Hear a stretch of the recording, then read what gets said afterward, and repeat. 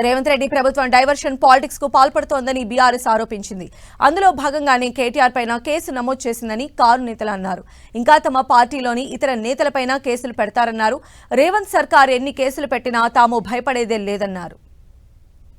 అందరము కలిసికట్టుగా పార్టీ వీటిని ఎదుర్కొంటుంది.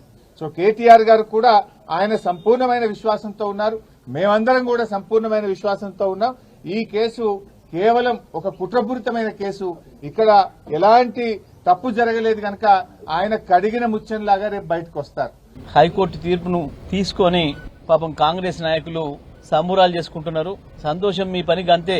మేమేమో రైతులకు సేవ చేసి రైతు బంధు ఇచ్చి సంబూరాలు చేసుకున్నాం, మీరు కేసులతో సంబూరాలు చేసుకుంటున్నారు. కాంగ్రెస్ పార్టీకి బీఆర్ఎస్ పార్టీకి ఉన్న తేడా ఏంటంటే మేము 24 గంటల కరెంట్ ఇచ్చి సంబూరాలు చేసుకున్నాం ప్రజలతో కలిసి. దోపిడీకి మోసానికి గురైతున్న ప్రజలకు అండగా రక్షణగా నిలబడుతున్నారో వాళ్ళపైన కేసులు పెట్టి పాపం సంబురాలు చేసుకుని క్షణికానందం శునకానందం రాక్షసానందం పొందుతున్నారు. ఇవాళ 15 నెలల క్రితం జరిగినటువంటి ఆ కార్ రేస్ వ్యవహారం మీద ఇవాళ కేటీఆర్ పైన కేసు పెట్టడానికి ప్రయత్నం చేసిర్రు. ఇవాళ కేటీఆర్ గారిని ఇబ్బంది పెట్టే ప్రయత్నం చేస్తా ఉన్నారు. తద్వారా ప్రజల దృష్టి మలచాలి. ఈ ప్రభుత్వం యొక్క చేతగానితనం బయటపడుతున్న విషయం ప్రజల దృష్టి మలిచి ఇటువైపు తీసుకురావాలని ఒక చిల్లర మల్లర పొలిటికల్ డ్రామా ఇవాళ రేవంత్ రెడ్డి ఆడుతా ఉన్నాడు.